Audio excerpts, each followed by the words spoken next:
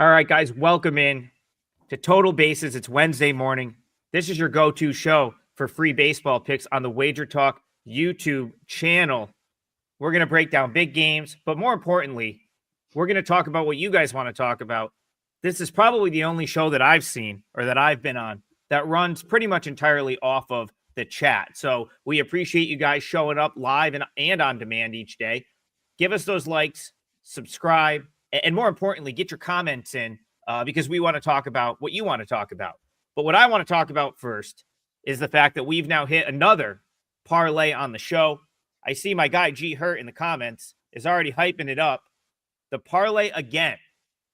And that's right. The White Sox last night got it done for leg 3 after I thought there was actually a point in time, guys, where like Bryan had already hit his leg and TBs look good. And I was like, hopefully this gets rained out. So we can't, I was like, hopefully this gets rained out. So we cashed the parlay. They end up starting the game at like 9:15. And amazingly, they finished 9 innings because it rained for a lot of that game. And I'm sitting there with a +1.5 saying, oh, is this how it's going to go? Are we going to get like 7 innings in? And of course, most books will cancel the +1.5 if you don't go the full 9 innings. But we get the full 9 innings in. The parlay hits +583. We've now, since we started the show parlay, we've done 6 of them. We're 4-2 on parlays for 19.2 units or 19 TB. How would you, what is it? $19.20 for every dollar you've put down. Yes. The best way to look correct. at it. So almost $20 to the dollar. $100 wins $2,000 if you bet our parlays. So pretty good stuff. It's been a great run since we started it. And that's something you'll get here every day on Total Bases, the show parlay. So all we can do is try to do it again today. So like and subscribe so we can keep running this show up. We're 5 days a week, Monday through Friday. That's enough of my little intro. I'm getting right into it. Our feature game is the same because how could it be something else after last night? Gabby Marino ties it in the 9th. The Diamondbacks take a 3-1 lead in the 10th, and then the Dodgers finally wake up and get it done, walk it off on a Max Muncy sac fly to win it 4-3, snap their losing streak. We'll go to Bryan Leonard. TV's our timestamp guy, so he'll follow it up. Diamondbacks, Dodgers. How does this one play out today? And what I think is this the rubber match, or are we going 4 here? How many games are in this series? I didn't even know. No, either. Didn't look at tomorrow's schedule yet. I'll check it while you talk, Brian. I do know there's like only 4 games tomorrow, so we're gonna have to like figure out something to talk about. This is rubber match. There's only 3. Oh no, that's next week. Never mind. Forget it. I do want to point out for anybody that any one of our guys for the odds logic for series prices, it has a thing for a star equals 4 game series, but I've yet to see any game this season in which there was a star on there. So whoever does the programming in there, make sure to put that in there. That way we don't have to ask these questions when we're doing the show. It is the rubber match. So we'll go to Bryan Leonard first. Diamondbacks, Dodgers, rubber match of a 3-game set at Dodger Stadium. Yeah, these 2 powerhouses, they're really duking it out here. Corbin Burns came into the season highly touted. His ERA looks good at 2.56. Whip's a little high, 1.25. His career whip in 8 seasons is 1.07. But his expected ERA is 4.27, which is almost 2 full runs better than what his ERA is. So I've been fading Burns for most of the season. He is pitching a little bit better right now. I do have major concerns. His walk percentage is in the 15th percentile, hard hit rate in the 21st percentile. And here he is playing one of the premier offenses in Major League Baseball in a stadium that, does give up some home runs. So that is a concern there. And we're also looking at Dustin May, who has just been the opposite. He started the season great, but he has not performed as well as of late. Overall in the year, 4.43 ERA, 1.28 whip, which is obviously too high, 4.50 expected ERA. So there's not much regression there. But other than his ground ball percentage, which is in the 85th percentile, and his extension in the 69th percentile, everything else is questionable. Hard hit percentage, 24th percentile, average exit velocity, 23rd. He's a guy that's been hit. So we take a look at those two, and we take a look at how these teams have done. WRC plus on the season, Dodgers number 2 at 128. And we also have Arizona up high also. They're number 5 at 116. Total in this game is currently 9, pretty much across the board, slightly to the over. That would be the way that I would look at this one with these two games going.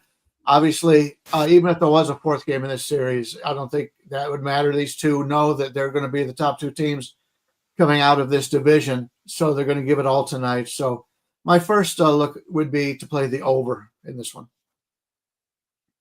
Yeah, I kind of agree with that, but I'll approach it in a little different fashion. I pretty much agree with everything Bryan says, though. Yeah, Corbin Burnes is not the same pitcher that he was with Milwaukee or even when he was with Baltimore. Dustin May having a pretty bad season. I think the huge difference here is the bullpens. Again, I've talked about it many, many times, but Arizona's bullpen's just performing horribly. They may have some good arms. They may have some guys out. Whatever the situation, I have them ranked 25th out of 30. And the Dodgers hitting, I have them ranked number 2 out of 30 teams in MLB, while I have the Diamondbacks ranked number 3. I would go over on this one as well, or even a Dodgers team total over, but 4.5 is a little high for a team total. When you have 2 good lineups that are ranked in the top 3, I don't think you can go wrong with going with a game total, because you need both sides to kind of contribute. This looks like a 6-4, 7-3 kind of game to me. So I would go over. I agree with Bryan. Yeah, the interesting thing I think with the Diamondbacks is, a couple weeks ago when Justin Martinez went down and we knew AJ Puck was going to be out, I mean, we were all like, what are the Diamondbacks going to do? They're done. They're cooked, right? Without these guys at the back end of the bullpen. And it seems like we haven't had that discussion in a while because they hit and they just the bullpen's less of an issue when you score 9 runs like they did in the opener of this series, when you're playing the Rockies and you're winning 8-0. And then it's like, but they, they did lose a game over the weekend that I believe they had an 11-6 lead in against the worst team in baseball. They lost 14-12. Go back to the series that these two played in Arizona. There was a game that they let in and then lost 14-11. So I think the last week or so, they've been out in front. Like the opener of this series, they had a big lead. Bullpen didn't really come into play. Close game last night. And there's that bullpen, which I feel like is it, to your point, TV. I don't know that we've talked about it enough. I don't know that they're getting dinged enough for that in the odds. So I think I'm with both of you guys. I think over is like the appropriate way to play this one. Go ahead, Bryan Leonard. Yeah, I just want to point out for the bullpens, the Arizona current Shelby Miller, current closer, has gone the last 3 days, so he will not pitch. And also Scott for the Dodgers, although he didn't pitch the previous 2 days, he did throw 28 pitches yesterday. So they may use somebody else in the closer role there. So that helps us also. Scott has 3 blown saves in 12 chances. And and Miller just got racked yesterday. So yeah, I think the bullpens are a little bit in shambles for both sides.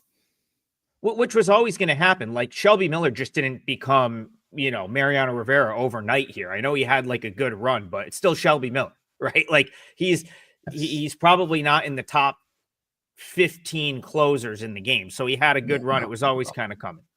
In fact, when he pitched for another team just a couple of years ago, they were building him up that, he may be the guy to get the closing opportunities. He never had success doing it. So they do need, I hear Puck is possibly coming back pretty soon. He's got a lot of work to do so, but he'll be back. Originally he was going to be out for the season, so he'll be back a little bit later. Look at us just coming in here and just like agreeing on the first play. No problem. Crazy. Didn't reverse that. Crazy. That never tomorrow, happened. It's gonna be 2-1 tomorrow. Yeah, I know, right? Take that with a grain of salt. Titan CT, good morning. Appreciate you guys in the chat. Andrew Wielder's here today. Let's find something we're going to disagree about. Actually, I don't know if we'll disagree about these, but this is a good, we got a couple good talking points here.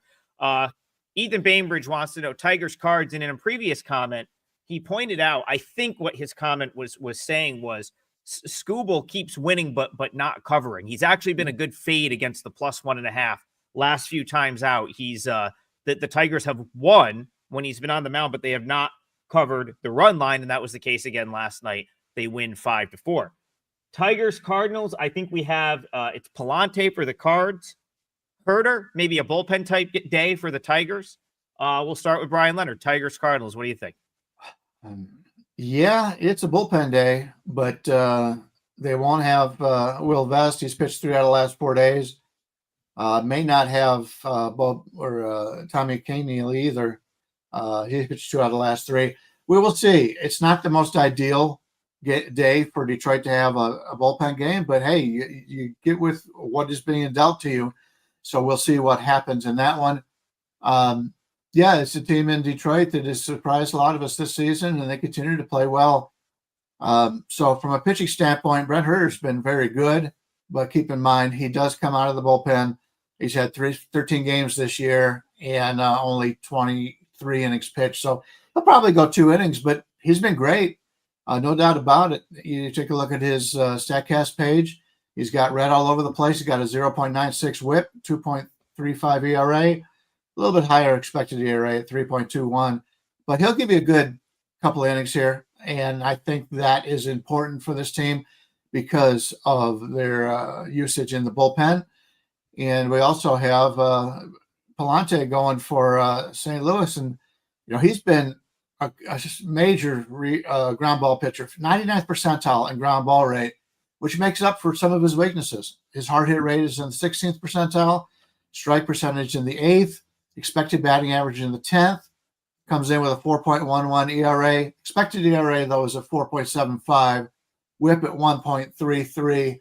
So we've got a guy there who's been a little bit fortunate so far on the season, and both teams playing very well. I think there's a little bit of edge here with St. Louis because I do have some concerns about the Detroit bullpen. St. Louis against lefties, although it'll be for only a short time. They're 8-7 on the season, but they'll only probably face a lefty first 2 innings, and then after that, it all goes crazy, as you know, when they have the bullpens in there. So slight edge for St. Louis on here, but I probably won't get involved. Yeah, Detroit, their bullpen's not performing well right now. I have them ranked 21 out of 30. Again, my rankings are very fluid, and a lot of it is based on current form, but they're in bad current form, in my opinion. And the Cardinals bullpen, I have them ranked 8th right now. Lineups, I have the Cardinals hitting 3 out of 30, number 3. So they're cracking it pretty good, and they have the more reliable starter. So I would lean on the Cardinals on the money line, but I would also like to take a Cardinals team total over, perhaps. Just looked at it; it's 4.5, which is too high to take as a team total. You can't bet on a team to consistently get 5 runs in a game. That's more than 1 every 2 innings. But if you could alt it to 3.5, I'd love to use the Cardinals here. DraftKings allows you to alt team totals, and you can parlay them and make some pretty nice money doing that. I think the Cardinals over 3.5 would be a good piece for that. My gut tells me that the Tigers are going to make a roster move and call up someone to pitch bulk innings today because they have the arms to do it. So right now, that's something I've watched a lot of Toledo Mud Hens ball the last week. I ended up with a couple bets on them, and something I've noticed they are sitting on like 4 or 5 really good arms that are like perfect for the bulk role. 3-4 inning type guys. They've been converting Matt Manning to a reliever down at Toledo. He's throwing harder than he's ever thrown in his career.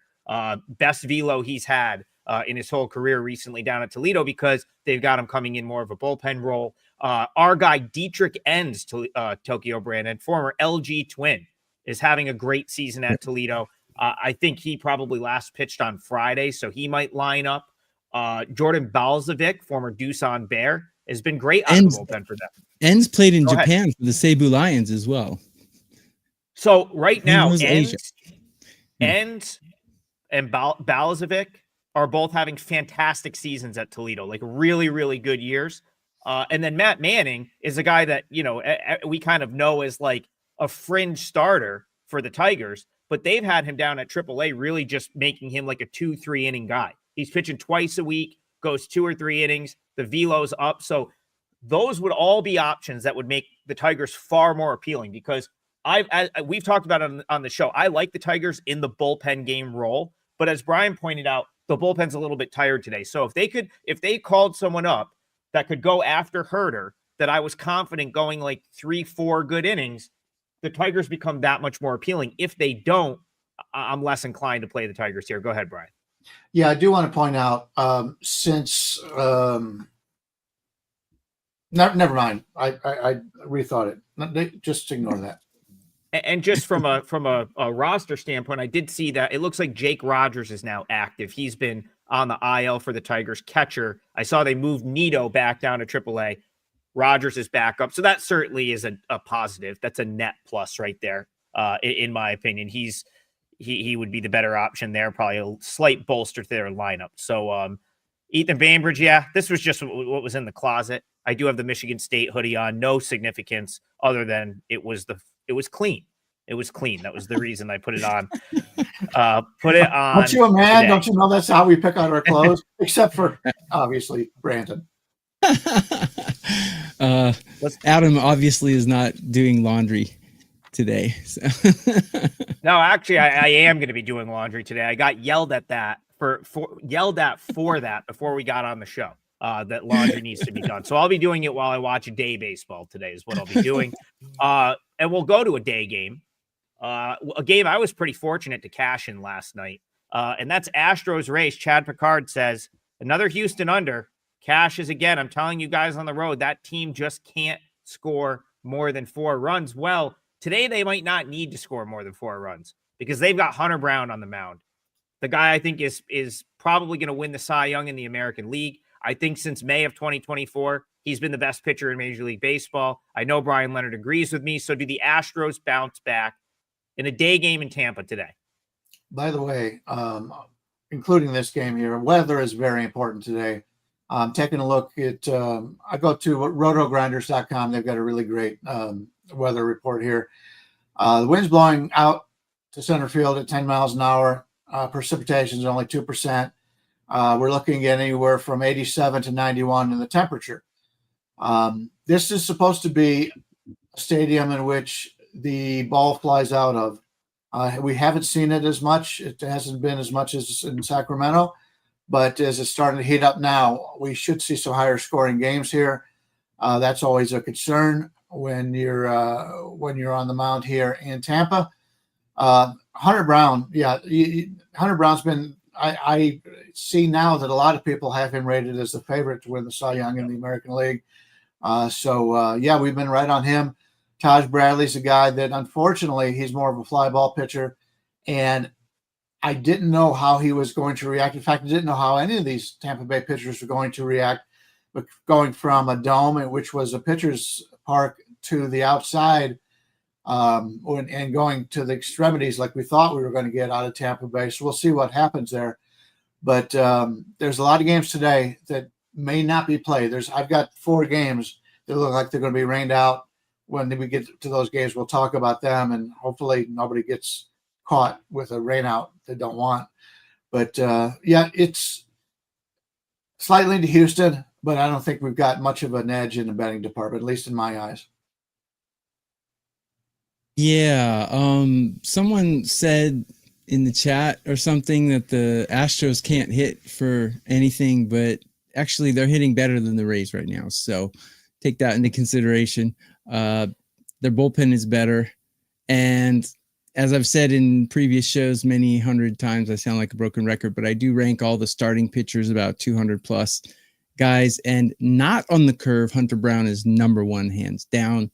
That's including current form and everything. It doesn't mean he's the best pitcher in Major League Baseball. It means right now he's performing better than anyone else. Given the fact that the Rays are not hitting very well, and Hunter Brown is just performing lights out. I would look at the Rays first 5 under 1.5 if you can get something like that, or the Rays team total under is probably how I would look in this game. TB, to your credit, though, I believe Hunter Brown was 1 on your ratings at least a month ago, before he's been on this run. And I think that's what we're all kind of, the three of us are getting at. Like, I know first week of the season, we were already sort of talking about Hunter Brown being the guy that he is right now. I see no reason to go against him. As you pointed out, Tokyo Brandon, the Rays, I was very fortunate to win last night with the Rays. They could not hit Brandon Walter. And if it wasn't, and now granted, this was part of my handicap, so I'll pat myself on the back a little bit. The Astros had no bullpen yesterday. They went out there with the game on the line, and it was Okert and Ort. Sounds like a law firm. I don't know why you would have those two in the 9th inning of a game, but that's what they had, and it cost them. The Rays did not. The Rays did not have. They had nothing offensively until the 8th inning, and they got to. I think it was Okert was first. They tried to bring in Ort. He couldn't get the out, and they eventually walked it off.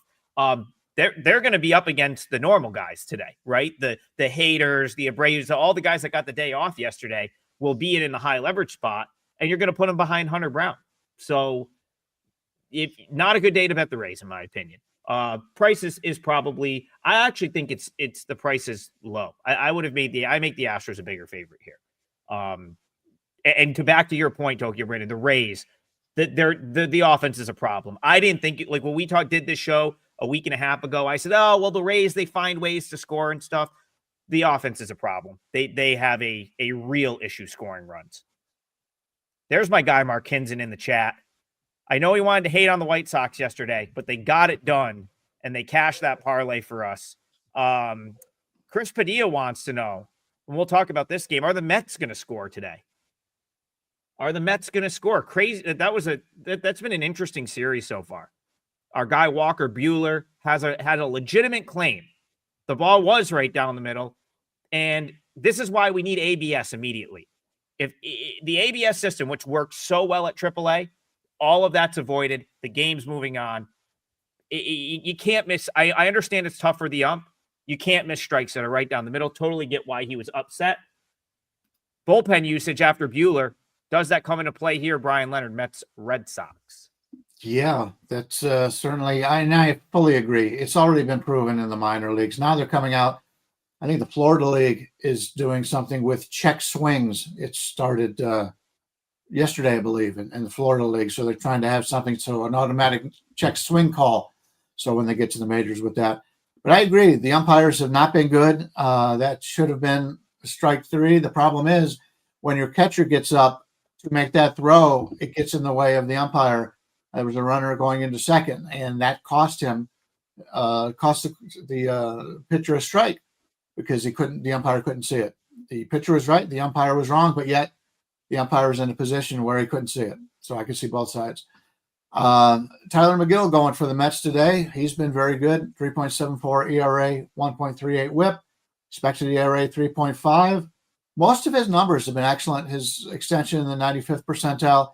He does walk too many people, though. He's only in the 16th percentile in walks, which is why he's got a 1.38 WHIP, and his career is 1.39. So he does put players on base, and that's something that could come back and haunt him here against this good hitting Boston team and a good hitting environment. Crochet's been terrific. Not quite what he was last year, but he's also not pitching in the White Sox ballpark. He's pitching in one of the better hitting ballparks in Major League Baseball. 2.00 ERA, expected ERA 3.16. So he's been a little fortunate. His whip's 1.06. I look at this one and I see some value here on Boston. I think the line is pretty fair. I'm seeing everything from a 135 to a 144 with them at home here against the Mets. The Mets versus lefties on the season. They are 5-5, so they haven't played them a whole lot. And this is one of the tougher lefties in baseball. I think McGill's in for a little bit of a regression. And you're not going to get too many fair prices at home with Crochet. I like them in this situation. I kind of like Boston. Yeah. As I mentioned in my rankings earlier, Hunter Brown, I have him ranked number 1. I have Garrett Crochet ranked number 9, and that's not on a curve. That's number 9 out of 220 pitchers, which is pretty solid. I agree with Bryan that he's not exactly pitching as well as he was last year, but I think he will come around. I think he got better and better as the season went on last season at some points. So I think he'll actually improve on how he's performing. And I also agree, I'm not a fan of Megill. I think he will be regressing. The Mets, surprisingly, so this is an example of how the rankings are so fluid. Just a week ago, I had the Mets ranked number 3 in all of Major League Baseball in hitting. I have them ranked 26 right now. So that's how important current form is. So yeah, they just got done with a series with the Yankees, and they weren't run producing at all. Especially Juan Soto was playing like garbage. So they're slacking right now, and I think Boston has a pretty good shot of winning this. My overall rankings, I don't have it enough of a discrepancy to take them on a money line, but I certainly would be tempted to take the Mets team total under. 3.5 unders in MLB though is tough to take. I wish it was 4.5. But that would be the only way I would go. TB, I don't always agree with the current form stuff. I know you use a lot of that, but I will say one I do think that's very relevant when it comes to hitting, because I think you see that a lot in Major League Baseball. When it's going good, the ball looks like a beach ball. When it's not going good, you're not hitting with runners in scoring position. It is a snowball effect, and that's kind of, if you've looked at the Mets the last 10 days, 2 weeks. I mean, even the Pirates series, 4-3, 2-1. Then they get shut out, lose 4-0. Yankee series, they never scored more than 3 runs in a game. It's been going on really since, like, I would say the beginning of the month. You go back to the Cardinals series, they scored a little bit more. Reality is they have not hit, and it's been going on for a while now.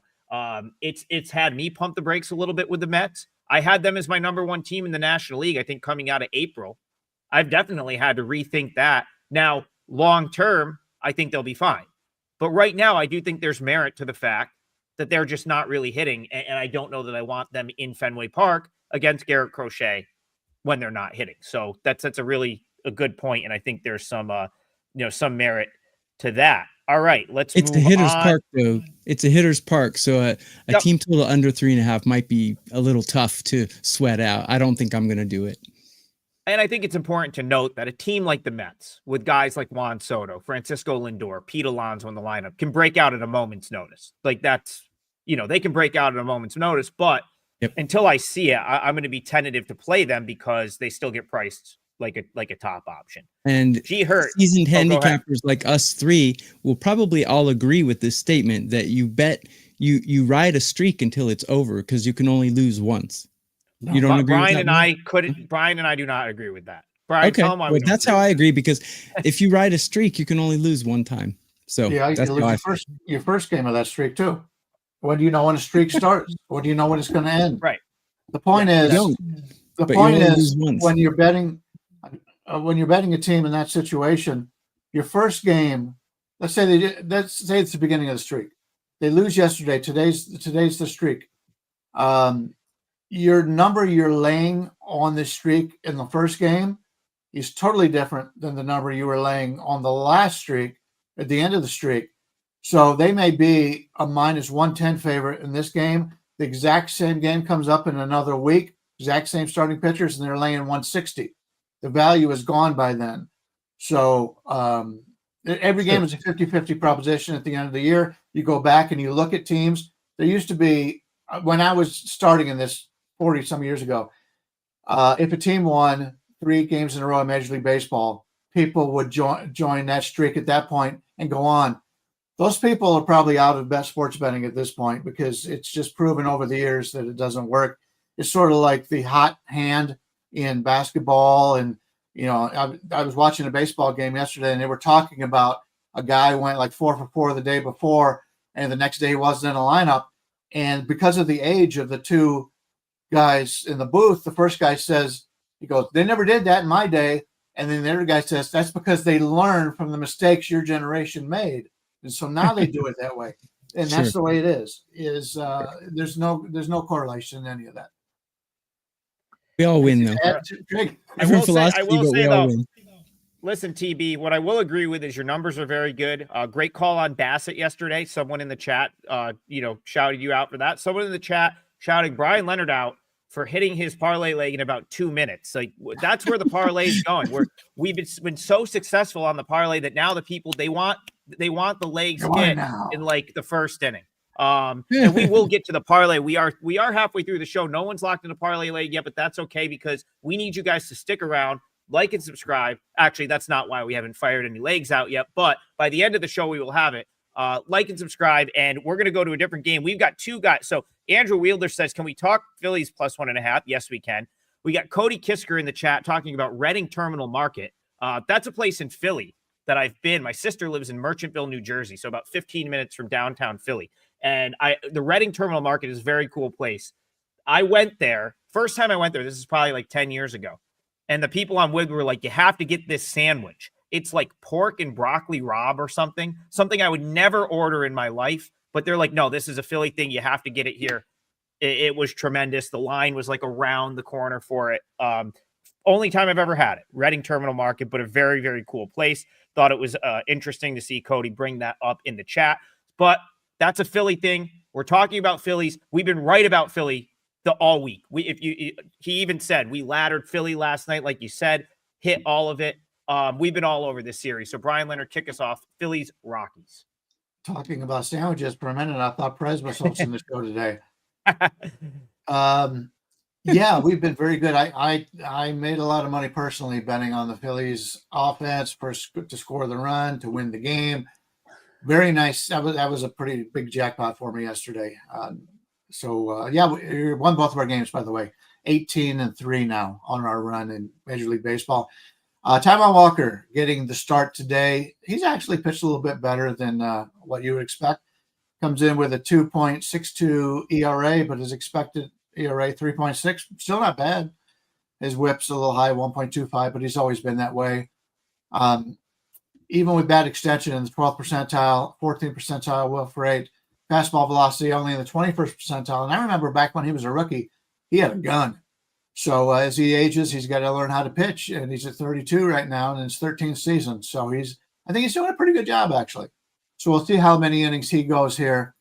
He's going against Palmquist, and I will let Trig talk about this because you've been mentioning the Rockies should be bringing him up the last week or so. You've been talking about that. So a lefty going for Colorado and Philadelphia against lefties this year, 5-7. So like most teams, they have not performed as well against lefties.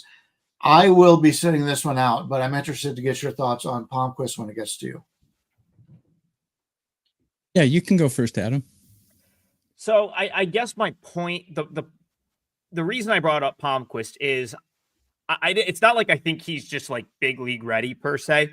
I just thought like it was weird that they have Dollander up, but not Palmquist. It's like the Rockies, but this is what the Rockies do. They just contradict themselves at every turn. It's why they're a horrible organization and they're 8-40. Now, I've also talked to people that have played within the organization before, and they don't seem to care.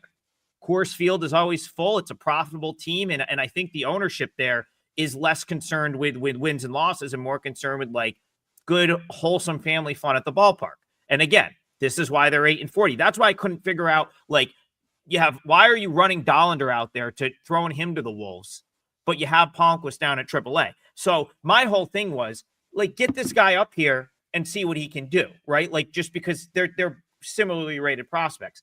He comes out in Arizona, gets roughed up. That's not exactly an easy, that's a tough way to start, right? Having to go on the road and go against that Diamondbacks lineup. But it doesn't get much easier here. This is the Phillies. They can hit. So again, like I do think he has, and one thing I'll say about Palmquist, this is what we talked about a couple weeks ago. AA for Colorado is out here on the East Coast. They're the Hartford Yard Goats. Phenomenal mascot and a great AA experience. But these guys then go to Albuquerque. When Palmquist went to Albuquerque, his numbers fell off a cliff. He went from pitching in Hartford, Connecticut, to now he's pitching at 5,000 plus altitude in Albuquerque, and he was getting lit up. Had better numbers a little bit earlier this year, but like the altitude, he hasn't shown the ability to pitch in altitude at Albuquerque. So why would I think he's just going to come out and pitch well in his first time at Coors, in altitude at Coors Field here? So I've got no interest in backing Palmquist here. I mean, the Phillies probably just roll again. It's hard to. There's nothing to like about the Rockies here, in my opinion. Go ahead, TB. Sure. I'm going to just agree with Brian's sentiment. See, we agree, we disagree, but we all win. That's the nice thing. That's the great thing about the show is we all have such different perspectives, but we all manage to be successful cappers. It's great. It's a good show. It's a good combination. Anyways, enough patting myself on the back. I agree with what Brian said about Taijuan Walker. He's not as bad as people think. He gets a really bad rap and people always dog him, but I have him ranked 12 out of 30 on a curve of 30. So I have him in the upper echelon of the middle 1/3 of pitchers. So he's above average in my opinion. So stop dogging Taijuan Walker. But that being said, I mean, the Phillies is the only way you can go today. A -1, you can get it at -202. I might take that. I mean, I know as a professional capper, I can't give that as good advice and be a reputable capper, but I'm going to do it. I'm not going to put it out as a client play, but I'm going to bet it. So TB, why not though? I mean, we said like you could ladder the Phillies the other night or the last couple nights. They've scored 1 billion runs, and you would have cashed a bunch of plus prices there too. So why not? Well, yesterday I did do the Phillies -240 and I won. I made a 3% play on it. I'm willing to risk 7% to win 3% on that. But Taijuan Walker is not quite as good as Jesus Luzardo. Never bet against Jesus. And so I'm a little leery about it today, but I don't think the Phillies are going to have a problem winning the game, to be honest. I just don't know enough about the Colorado Rockies pitcher. That's all. I might do it. I was texting with Kelly in Vegas yesterday. I said, hey, our show's got a lot of likes. I think it's going well. She said, likes are cool, but we need sales in big capital letters. So TB, I think you have a 5% play up for sale. Why don't we tell the people what we've got quick, and then we'll get into the last 20 minutes of the show. Yeah, I do have a 5% play and I do have a 4% play both out today. So I kind of got a lot on the table today. A lot to like, in my opinion. So yeah, that's what I've got out. Minnesota, I had my last couple plays, my couple big plays the last 2 days rained out, but hopefully today my plays will get through and the weather will help us out. And Bryan Leonard's on an 18-3 run. That's all you need to know. I don't even know if he's got plays up for sale, but you should be riding that right there. That's a streak you want to ride, right? Right, Bryan? Yeah, it's good. It's good. We won 13, and normally when you get a big winning streak, most teams, most people, fade a little bit. Hasn't been that way. It's been great. So I'm very happy with that. I don't have anything up yet. Everything will go up after the show today. Like I said, it's 6 a.m. out here in Vegas. Not only WagerTalk needs sales, so does that boat that ran into that bridge the other day. That was funny. Yeah. It's and I'm ready for whenever we get to it. The next game, I'm going to get to my first my part of the parlay here. So we'll go over here. All right. Well, let's. I was going to say I've got a 4%er. It's an early game. Went 4-2 on the bases yesterday. 2-1 MLB. Won 4 of the last 5 days. So things are going in the right direction for me as well. So Bryan Leonard, why don't you propose a game and let's kick this parlay off. Try to win another. All right. Well, we can follow up on how the series has been going so far. Kansas City at San Francisco. Lynch is going against Webb here. Lynch used to be a starter 2 years ago. He was a full-time starter. Now he comes out of the bullpen. Last year did a little bit of both. So he's not only a guy that could give you innings as an opener, he can also extend it a little bit because he has been a starter for such a long time. So we may get 3 innings out of Lynch today. And that's a good thing because San Francisco is now 4-11 on the season against left-handed starters. Obviously, Webb is an elite pitcher. He pitches at home. He's terrific. He's the best pitcher on the staff for San Francisco. We know we're going to get out of that. Two teams that have been having trouble scoring. These games have been lower scoring. And I'm going to break this one down to the first half because I don't want to have to deal with the bullpen late in the game. So I'm going to play the first 5 innings under 4. It goes anywhere from -115 to -125. The only way we lose this game is if the Royals and San Francisco score 5 runs in the first 5 innings. Chances of that happening are pretty low in my regard. I think they got a much better chance of scoring 3 or less. So I'll play as my the first leg of our parlay today. I will play Kansas City, San Francisco under 4 -120, 125, whatever you want to pick. All right. TB, any follow-up to that game? Royals, Giants. Yeah, I completely agree with Brian's sentiments. We're agreeing a lot today. I don't know if that's good or bad. Probably good. According to my rankings, not on the curve, but out of 220, I have Logan Webb ranked number 2, right behind Hunter Brown. So we got 2 elite pitchers going today. Of course, these rankings go up and down, so you can agree or disagree if you like. But yeah, actually, Bryan put out the leg I was gonna do. So I'll jump back to another game though, and I will put out the first 5 under in the Houston Astros Tampa Bay Rays game. So I'll give you that number in just a moment, but that's what I'll do. Total first half under 4 at +107.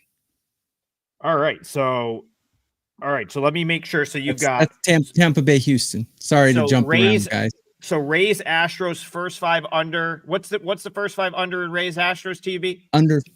Under 4 at +107. I'm seeing a lot. They may not be able to get 4. So there's a lot of 4.5s out there at -20. 4.5 better. Let's do 4.5. Yeah, let's do that. Yeah. So Sure. Brian, give me the. I'm gonna lock in these odds. So Brian's got odds logic up. So Royals, Giants, first 5 -127 is what I'm seeing. I could see a couple of 120s, but we'll call it -125. Yeah, 127. The 120s are in Vegas. So okay. 127 is a fair number. All right. So we've got 2 of the 3 parlay legs. 2 of the 3 parlay legs. We have Royals, Giants, first 5 under 4, which is -125. We've got Astros, Rays, first 5 under 4.5, -125. And I've got 17 minutes to find my leg, which I will. But in the meantime, people are asking about Cincinnati, and they're asking about the Angels. They sure are. Markinson, who shouted me out after his White Sox slander yesterday, and they come out and win 1-0. Didn't even need the +1.5.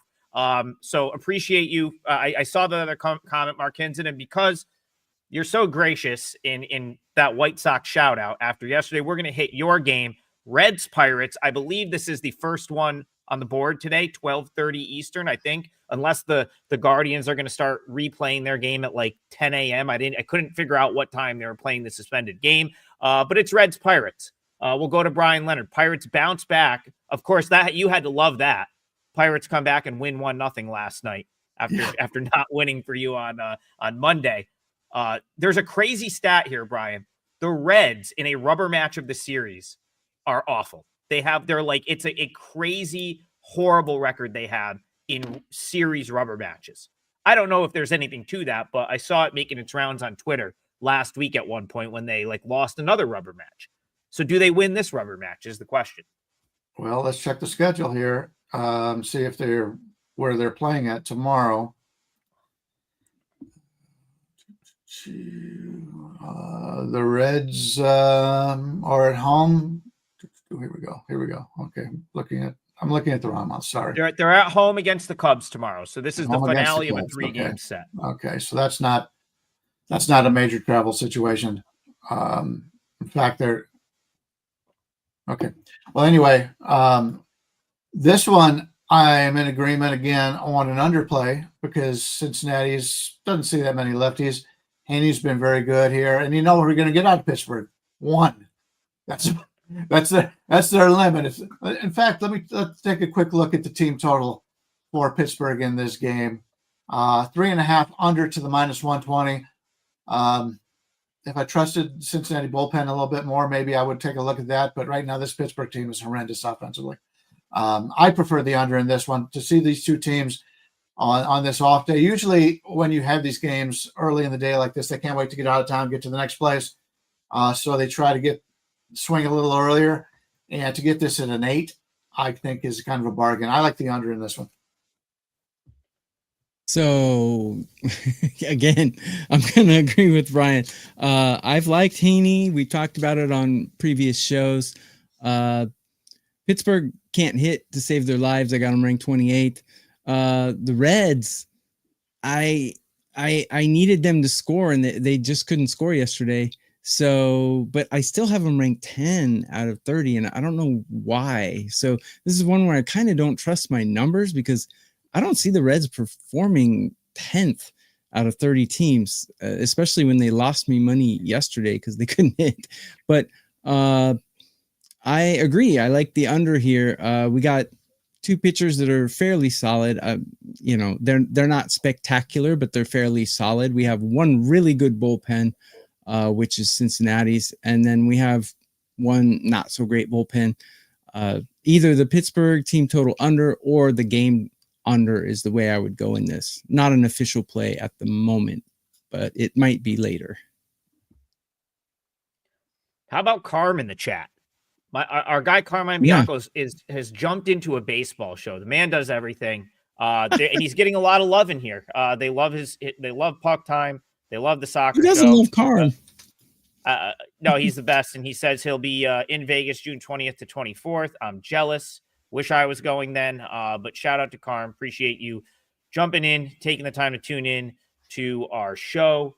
I like, as far as this game is concerned, I lean Reds, but I don't know if I can get there with the Reds, and I just don't have I had Reds like on my note sheet, Reds with like 5 question marks. That's what I wrote down this morning. So maybe that many question marks means to not jump in with them, but it makes it the Pirates, man. I've said this on the show a million times. They're bad baseball team.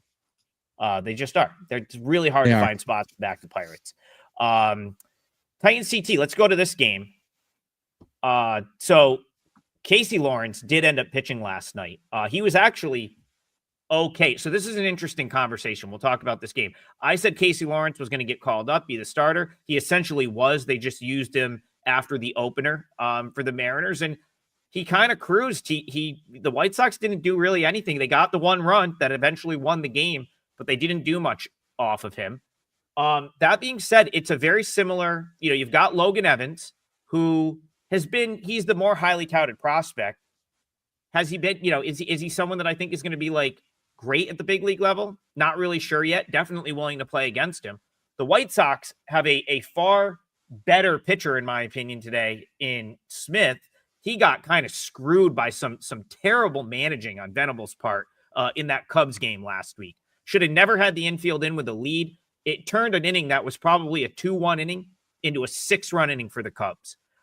So I got to be honest, I equally like this spot for White Sox plus 1.5. The problem is way different price tonight. You go from like -105, -110 to like -135. And I think that's kind of where I'm out, especially after the White Sox use some bullpen arms. So Bryan, Leonard, Mariners are a team that you've liked on the road. Do you like them here?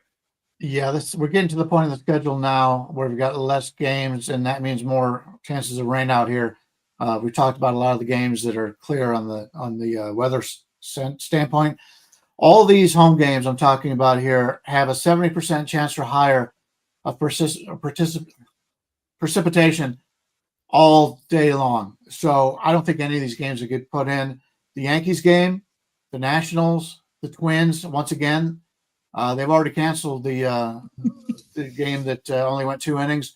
So that bet is no longer available anywhere. It had to have been played the next day. It wasn't.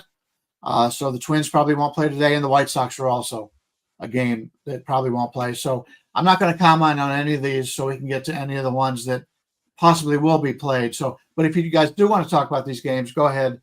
But I'm going to pass on. I'll make it very quick so we can move on to another one. I don't have a strong opinion. Adam, I totally agree with you that Shane Smith is the better pitcher here. But the White Sox rank 26th or worse in bullpen and batting. So it's hard to back a team like that. But I did see someone in the chat say White Sox first 5 plus the half run. I probably wouldn't argue with that, but I'm not going to play it.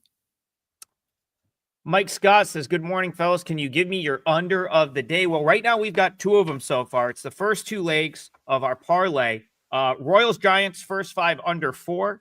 Astros Rays first 5 under 4.5. So there's 2 unders of the day for you. And yeah, we'll get into another game here. All right, I got one I want to talk about.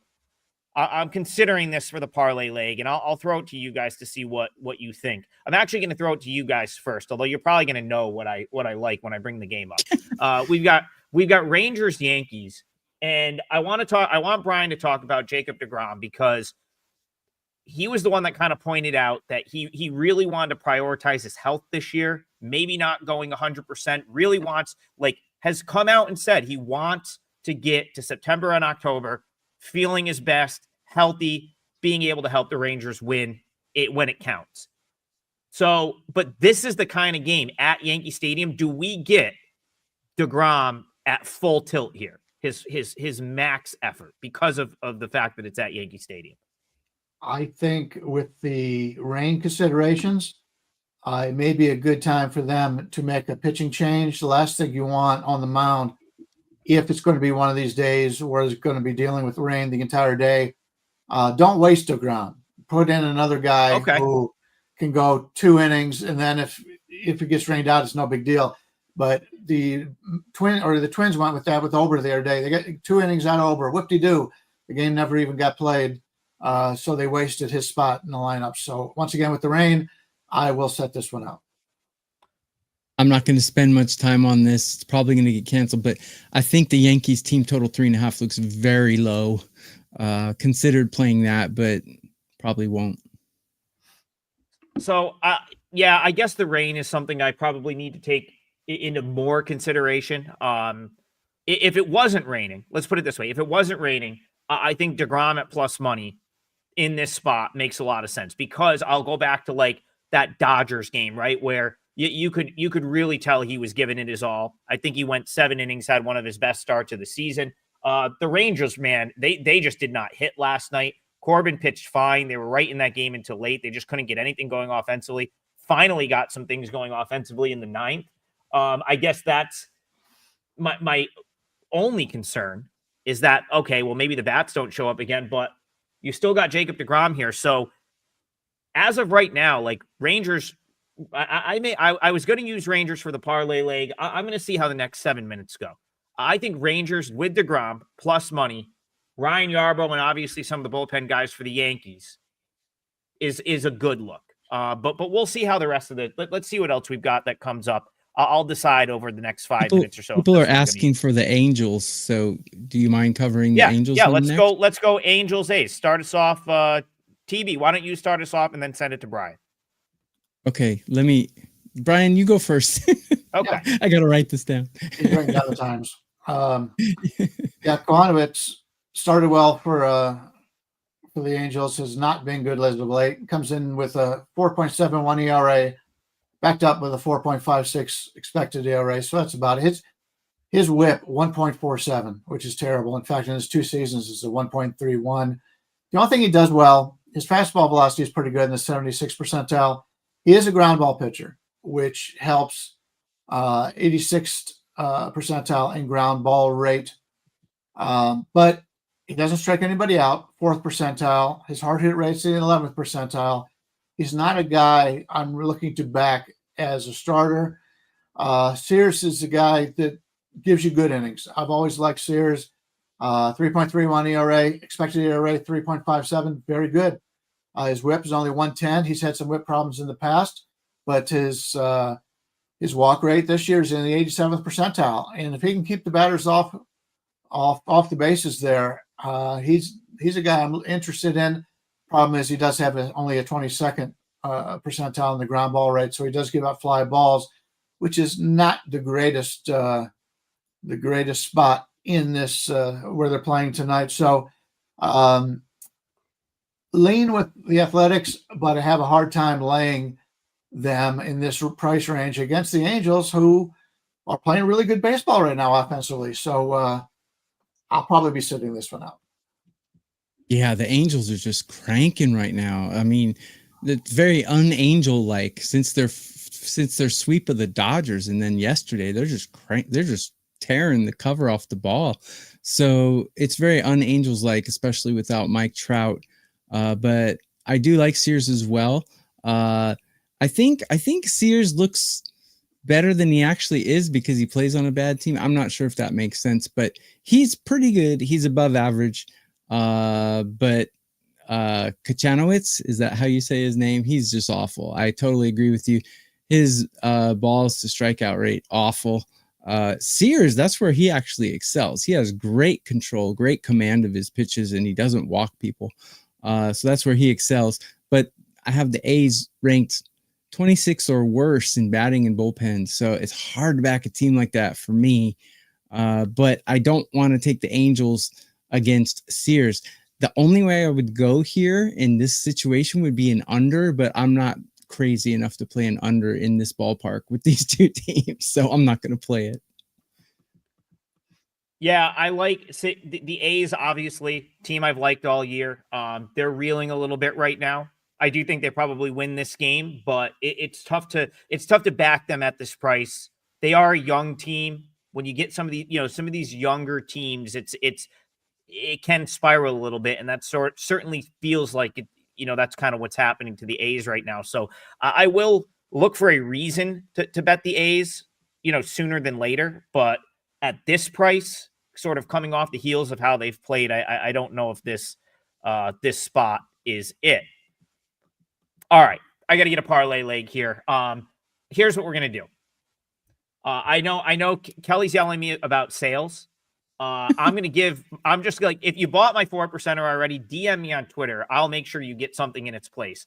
There's no chance Kelly is in here watching the show at the 57-minute mark. So don't tell her that I gave my 4%er out on the show that's up for sale. And also leave Johnny Detroit in the dark about that as well. The last leg of our parlay. Now, hopefully, I think you can do this. I'm on the Astros money line. Now, I don't know what it is right now. I played it earlier today, minus 135. It'll let you parlay Astros money line with a first 5 in the same game, right? That'll. Is there rules against that, Brian? Do you know? You're asking the wrong guy. I haven't placed a parlay in 20 years. If you can do what? Can you parlay the Astros money line with a first 5 total in the same game? No. Full game Astros. I would say no, but that was just off the top of my head. I would think no as well. All right. So I just gave away my 4%er. It's Astros for nothing. But that's what we do for you guys on this show. So well, I do like the Astros money. We got loyal followers though. We should reward them. Here's the deal. And this, hey, if it gets rained out, it gets rained out. I'm going back to the well with the White Sox. Plus 1.5. Brian Leonard, what is the price on White Sox plus 1.5 right now? Oh, the chat's gonna kill you. I'm here for that. That's okay. I'm gonna explain why that's a good.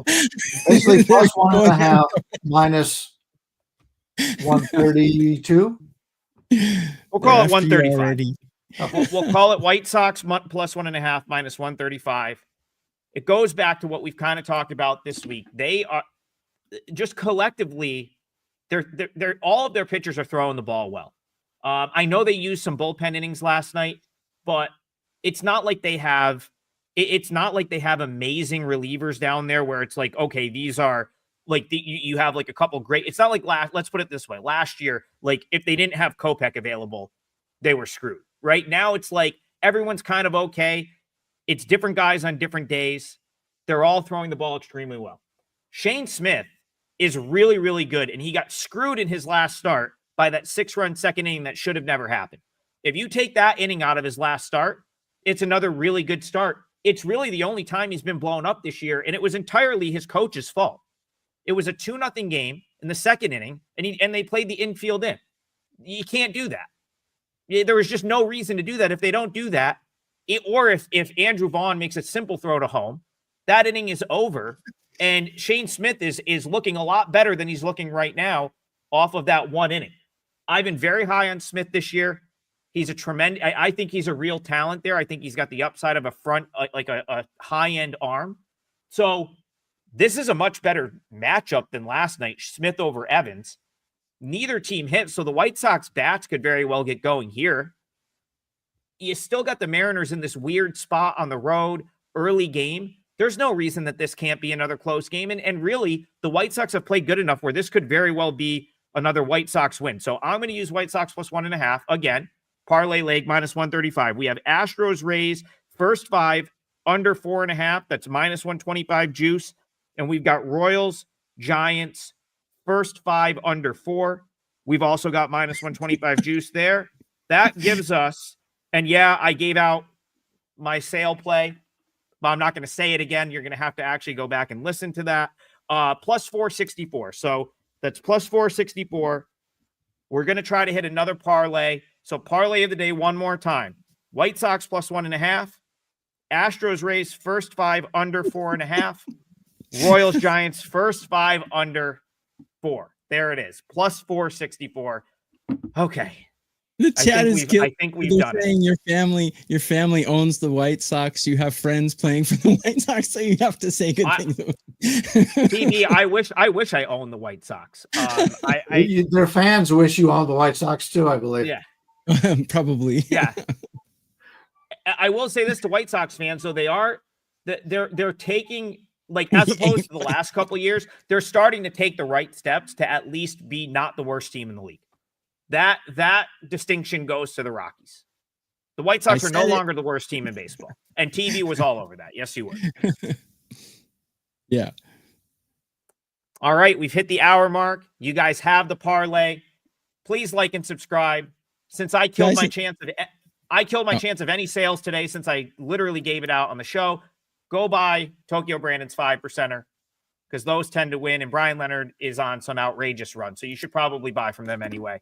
But I did give you one that I think is going to win. So almost 1,000 people watching live. So thank you for that, you guys. We appreciate it. Everything, guys. Thank you. Yeah, I mean, our show could get pulled any minute, but because you guys are watching us, we're still on. We're on double secret probation here. Yeah.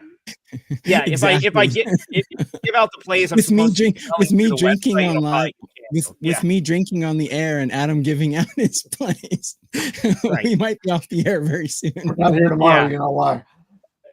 But we will, as far as I know, we will be here tomorrow. We're 5 days a week. So again, appreciate you guys all tuning in and the people that watch on demand. Drop a comment, drop a like, subscribe if you feel so inclined, and we will be back at 9 a.m. tomorrow morning. More Total Bases. We'll see you guys then.